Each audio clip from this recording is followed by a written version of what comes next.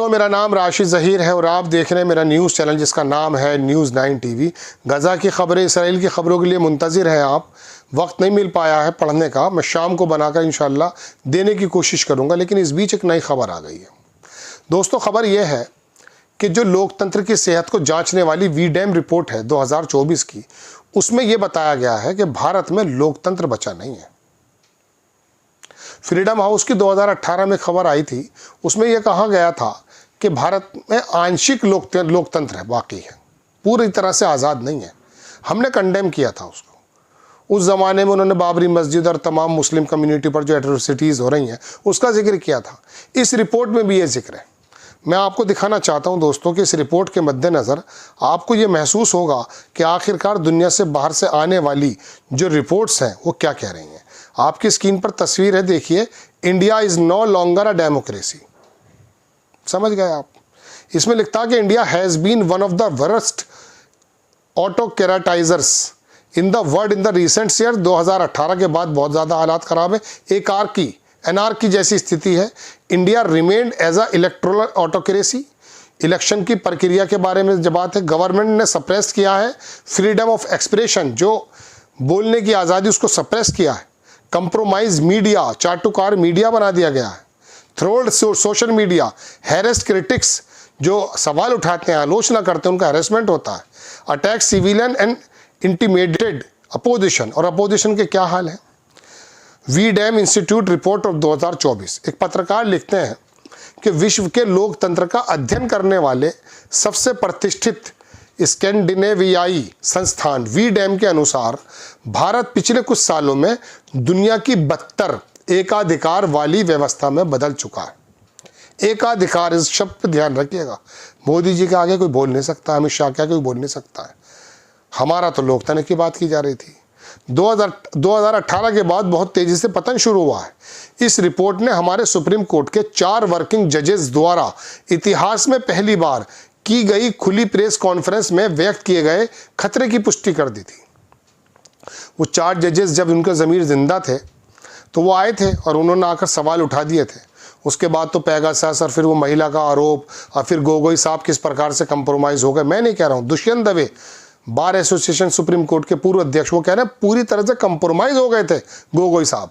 पहले तो वो प्रेस कॉन्फ्रेंस कर रहे थे, सरकार के बहुत ज़्यादा हस्तक्षेप चल रहा है। इतिहास में पहली बार जजेस का प्रेस के सामने आ जाना सुप्रीम कोर्ट के, ये वाकई इतना बड़ा धब्बा था सरकार पर कि हकीकत में अगर आम जन थोड़ा सा भी, मैं कह सकता हूं कि दिमाग के पट खोलता तो समझ रहता कि देश किन हालातों में। इस रिपोर्ट में उसका जिक्र है कि आखिरकार जजेस भी सड़कों पर आ गए थे। दुनिया की सबसे बड़ी आबादी वाले लोकतांत्रिक देश के लिए इससे बुरा इंडिक्टमेंट और क्या हो सकता है। देखते हैं आज शाम में कौन कौन से चैनल इसके बारे में बातचीत करते हैं। कोई नहीं करेगा। आपको भी बड़ी अजीब सी खबर ले, कौन वीडैम, यहाँ 100 करोड़ लोगों के पास खरीदारी के पैसे नहीं हैं, 80 करोड़ लाइन में है, उसके बावजूद भी संभल का सीईओ हीरो बना हुआ है। वो कंधे पे गदा रख के घूम रहा है और योगी आदित्यनाथ कह रहे हैं कि साहब वो जो है पहलवान है, पहलवान वाली बातें करेगा। मैंने कल एक वीडियो बनाया था कि पहलवान है तो उसे अखाड़ा भेजो, उसे आपने संवैधानिक पद पे क्यों बैठा रखा है।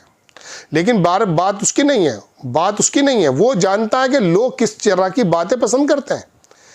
रवीश कुमार का कोई प्रोग्राम आया था पहले, उन्होंने कहा इन्होंने दर्शक बदल दिए हैं। भाई, राहुल गांधी भगवा कपड़े पहन के, योगी आदित्यनाथ वाले कपड़े पहन के, सर पे धूनी पूनी सब लगा कर आ जाए, उसको वो राहुल कुरैशी ही बोल देंगे, राहुल खान बोल देंगे। अब इन्होंने अपने अलावा जितने भी विपक्ष के नेता हैं सबको बता दिया कि ये तो तुष्टीकरण वाले हैं, ये तो मुसलमान के पक्ष के लोग हैं।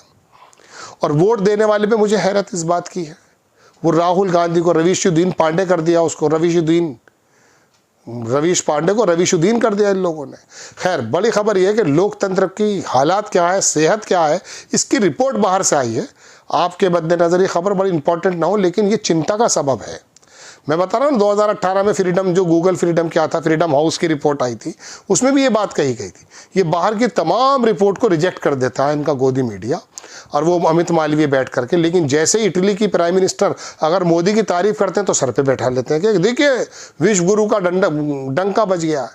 हालात बद से बदतर हैं, एकाधिकार हो चुका है, पार्टी तो छोड़ो, ब्यूरोक्रेसी में कोई बोलने को तैयार नहीं है। विपक्ष का कोई बंदा बोलता तो उसके पीछे ईडी लगा दी जाती है। परसों तरसों कर्नाटक की खबर मैंने शायद आपको बताई थी कि वहाँ पर ईडी को रिजेक्ट कर दिया था। सिद्धरामैया की सरकार जो गिराने की कोशिशें की जा रही थी उसको झटका दिया था। आज अमित शाह के इशारे पर लोग कह रहे हैं ईडी पहुँच गई और उसकी अपील सबमिट भी हो गई है। अब ये अपना काम करते रहते। ये वो ईडी है जिसने महाराष्ट्र की सरकार को मिनटों सेकंडों के अंदर उठा के पटक दिया था और उसके बाद वो नोटिस गए थे। सब लोग कहते हैं हम जेल चले जाएंगे शरद पवार से कि हम जा रहे हैं वापस, उद्धव ठाकरे से कह रहे थे, ऐसा लोग कहते हैं। और उसके बाद जब सरकार बदल गई, एक नाथ शिंदे असम से वापस आए, बन गए, तो फिर क्या हुआ? फिर ये हुआ कि वो सारे नोटिस ठंडे पानी में चले गए।